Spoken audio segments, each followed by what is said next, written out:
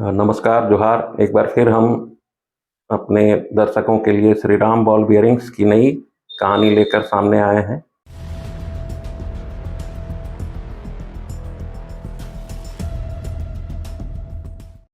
अब आपको बताएं कि श्री राम बॉल बियरिंग्स, जिसका मुकदमा जो है दिल्ली हाई कोर्ट में लंबित है, अब यह मामला सुप्रीम कोर्ट तक पहुंच गया है। हमने यह दिखाने की कोशिश की थी कि वहां पर जो तथाकथित दावेदार जो हैं, प्रबंधन अपने आप को बोल रहे हैं, उनका कहना है कि हम लोगों ने 22 से 23 करोड़ रुपया कंपनी को दिलवाया। यह पैसा पूर्व केंद्रीय मंत्री सुबोध कांत सहाय के जरिए कंपनी के जो तत्कालीन निदेशक थे पीसी सेन, उनके खाते में जमा की गई। अब यहाँ पे 3-4 महत्वपूर्ण सवाल हैं जो हम अपने दर्शकों को बताना चाहते हैं। एसबीएल जो है, Shri Ram ball bearings limited, अलग झारखंड राज्य बनने के बाद दिवालिया हो गई।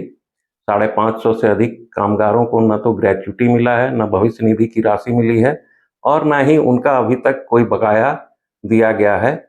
तथाकथित दावेदारों में एक प्रदीप प्रसाद हैं, जिनके एक रिश्तेदार प्रदेश कांग्रेस कमेटी में ओबीसी प्रकोष्ठ के अध्यक्ष हैं।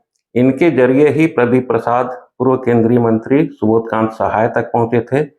इन्होंने 2019 में एक गुप्त समझौता पीसी सेन से किया था और कहा कि 70% जो कंपनी का शेयर है वो अब उनके पास है, और करीब 50.33 एकड़ जो जमीन है श्री राम बॉल बियरिंग्स की, जो रातू, मकमंदरो और खाटू में स्थित है, उसकी सारी मिल्कियत अब प्रदीप प्रसाद की हो गई। तो लोकतंत्र 19 की टीम मकमंदरो, रातू और खाटू तक पहुंची और वहां पे देखा कि कैसे प्लॉटिंग करके जमीन बेचे गए हैं।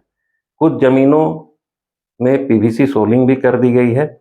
यह सब कुछ है एनएच, जो रांची से डाल्टनगंज पलामू को जोड़ती है, उस सड़क के दाहिने तरफ सारी प्लॉटिंग करके जमीन बेची गई है। बाईं तरफ भी जमीन है।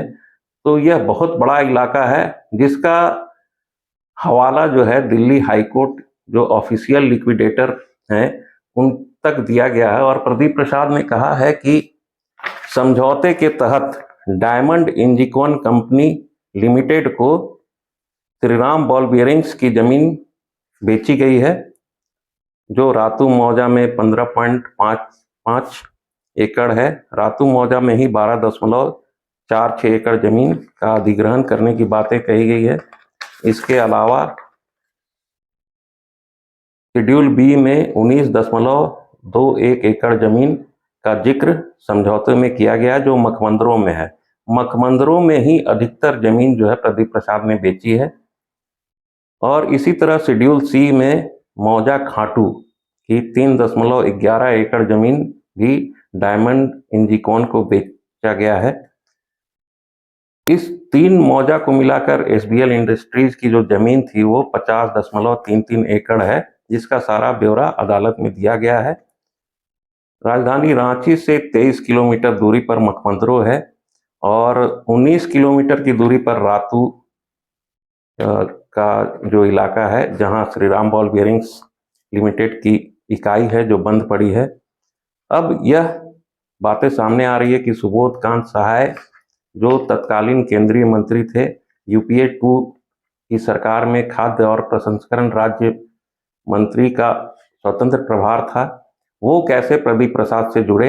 हालांकि लोकतंत्र 19 इस बात की पुष्टि नहीं करता कि कांग्रेस के किस नेता के जरिए प्रदीप प्रसाद ने इन तक पहुंच बनाई, और यह बताया जाता है कि दिल्ली, कोलकाता और कॉन्स्टिट्यूशंस क्लब जो है नई दिल्ली में, उनकी बैठकें, उन बैठकों में सुबोध कांत सहाय, प्रदीप प्रसाद, पीसी सेन और अन्य शामिल हुए थे, जहां पर यह कहा गया था कि इस कंपनी को पुनर्जीवित करना है। और उसी सिलसिले में एकासिया ट्रेड लिंक, जो कंपनी मुंबई की है और हीरा के कारोबारी मेहुल चौकसी से संबंधित है, उस कंपनी का पैसा, इन लोगों का दावा है कि हमने श्री राम बॉल बियरिंग्स के खाते में जमा कराया। और यह तो अब पीसी सेन ही बता पाएंगे, पूर्व केंद्रीय मंत्री ही बता पाएंगे और प्रदीप प्रसाद ही बता पाएंगे कि पैसे कहां से आए। लेकिन यह अब स्पष्ट हो गया है कि श्रीराम बॉल बियरिंग्स की जमीन बेची गई है। अब अदालत में दो मामले लंबित हैं, एक सर्वोच्च न्यायालय में मामला लंबित है और दिल्ली हाईकोर्ट में मामला लंबित है।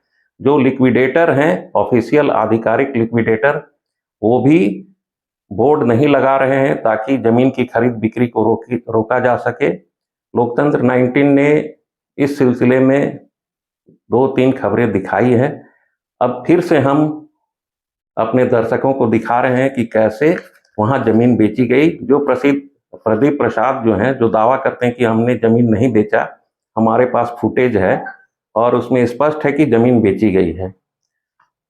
हम अगली कड़ी में फिर आपसे मिलेंगे एक नई कहानी और नए दस्तावेजों के साथ। तब तक के लिए हमें आज्ञा दीजिए। नमस्कार, जोहार।